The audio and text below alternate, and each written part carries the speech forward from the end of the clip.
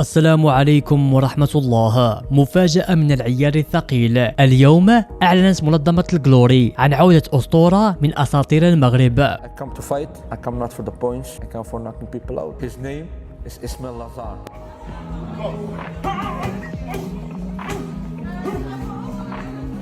اسماعير يبدو في حالة جد جيدة، وحتى أنه أنقص الكثير من وزنه، فواضح بأن هذه العودة ليست مجرد عودة، بل قد تكون كتابة جديدة للتاريخ. وقبل أن ندخل في التفاصيل ونطلعكم عن موعد نزاله القادم، أتمنى منكم أن تدعمونا بالضغط على زر الإعجاب والاشتراك في القناة.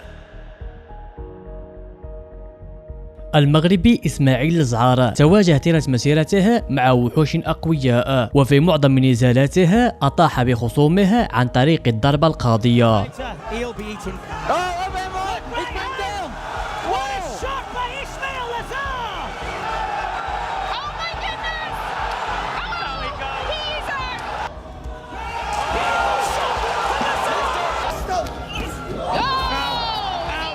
كان اسماعير دائما مبدع في نزالاته، ورغم كتلته الزائدة يقوم بحركات رهيبة.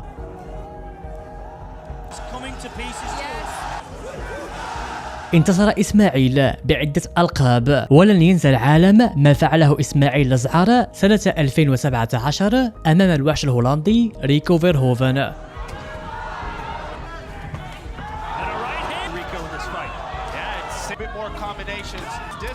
اسماعير انهزم في هذه المواجهة، لكنه قارع ريكو فيرهوفن في أوج عطائه إلى نهاية النزال.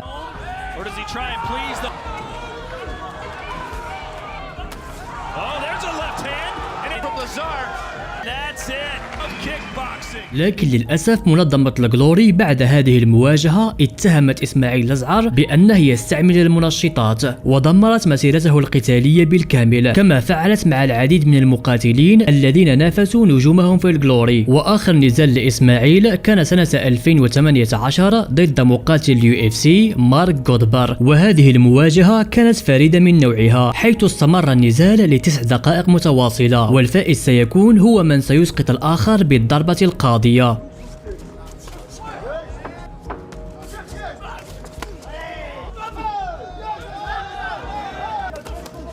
المواجهة كانت قوية، وقبل نهاية النزال بدقيقتين تمكن المغربي من إسقاط خصمه بلكمة قوية.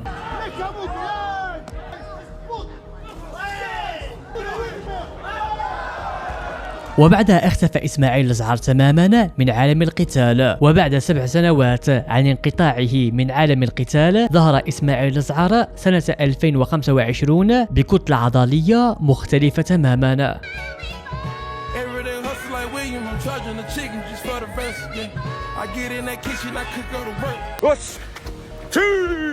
وواضح من خلال هذا التنشيف الشاق بأن له رغبة كبيرة في العودة لعالم القتال، وذلك ما وضحه في أحد الخرجات. Ik ben eigenlijk gekomen voor 3 weken hier. Nou, ondertussen bijna 3 maanden. Ja, ik heb het hartstikke naar mijn zin hier. We trainen bijna elke dag en dan gaan we even strand op. 3 maanden hard aan het trainen hier. Ik voel me goed. Heel wat omhoog gegaan. Ik voel me sterk. Ik voel me gezond. We komen steeds dichterbij hier. وفي هذا التصريح بالضبط كان اسماعير لزعر يبحث عن مروجين له، وشهر بعد شهر اسماعير لزعر يشارك مع متابعيه عبر الانستغرام مقاطع فيديو وهو يتمرن في تايلاند.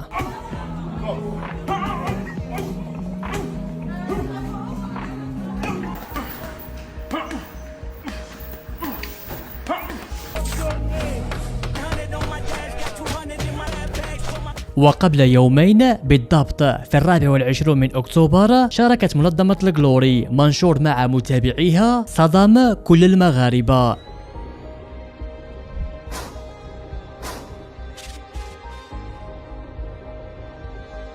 Hello, my name is اسماعير لزعر. Are you ready for firework? See you at Glory Collision 13 December. المغربي اسماعير لزعر سيتواجه مع الوحش فرنانديز على المقعد الاحتياطي لبطولة الوزن الثقيل الخفيف، وذلك يوم 13 ديسمبر. ولنكن صريحين، المواجهة سوف تكون جد صعبة. فرنانديز مقاتل متوحش، وأنهى معظم خصومه بالضربة القاضية. وأتمنى يوم النزال أن يكون اسماعيل لزعر في أفضل حالاته، لأنه منذ فترة طويلة لم يخوض نزال احترافي. وزيادة على ذلك اسماعيل لزعر سوف يدخل لهذه المواجهة بكتلة مختلفة، ربما سوف يكون رشيق، لكن هل سينسجم عقله الباطني مع البنية الجديدة في الحلبة؟ هذا ما سوف نتأكد منه في 13 ديسمبر. وهل تتوقعون بأن اسماعيل سوف يقدم أفضل مما قدمه سابقا؟ أجيبونا في التعليقات. المهم يا شباب، هذا ما عندي في هذا المقطع. كان معكم أخوكم محمد المحسني من قناتكم توري، والسلام عليكم ورحمة الله. اسماعيل لزعر ولد في هولندا سنة 1990، وليس لإسماعيل أي خلفية قتالية في الهواة، بل كان يتمرن في النادي بشكل عادي. ومع مرور الوقت المدرب رأى شيء مميز في إسماعيل جعله يشارك به في المحترفين سنة 2008، وكان المغربي وقتها أهلا للظنون.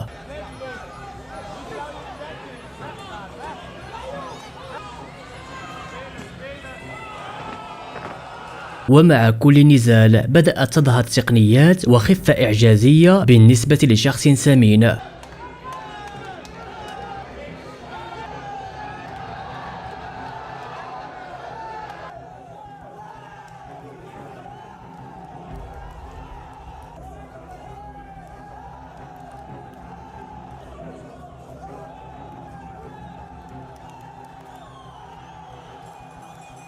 وبعد أن فاز إسماعيل في كل نزالاته أتاه العرض سنة 2014 لكي يتعاقد مع منظمة الإنفيوجن. قبل إسماعيل بكل سرور وقرر الاستمرار بتمثيل المغرب في هذه المنظمة، وكانت مواجهته الأولى أمام خصمه الصلب سيرجيو بيكي الذي لم يعطي أي أهمية للمغربي. أما إسماعيل كان يحرقه بنظراته التي تدل على أنه مستعد لحفلة الشواء. But watch out for those big shot. There's that left. Does weigh a good 15 kilos more. Monster, look him go for it here.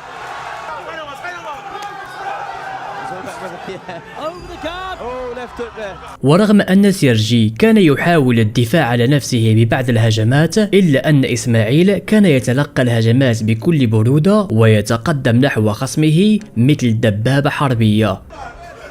Oh, good hook by Pico. That was great. People were laughing when he came in the ring, but look at him now. Oh, That missed though, didn't it? He did. So much. Not even like blowing, is he? No. That's a right Nice hand, right hand by Ismail, a jumping knee. وفي بداية الجولة الثالثة دخل المغربي بهجوم شرس. Winning. Another really good. Wow, I mean, people in the queue couldn't get in outside. Right hand. ولم يطل الأمر كثيرا حتى اصطاده إسماعيل بلكمة مستقيمة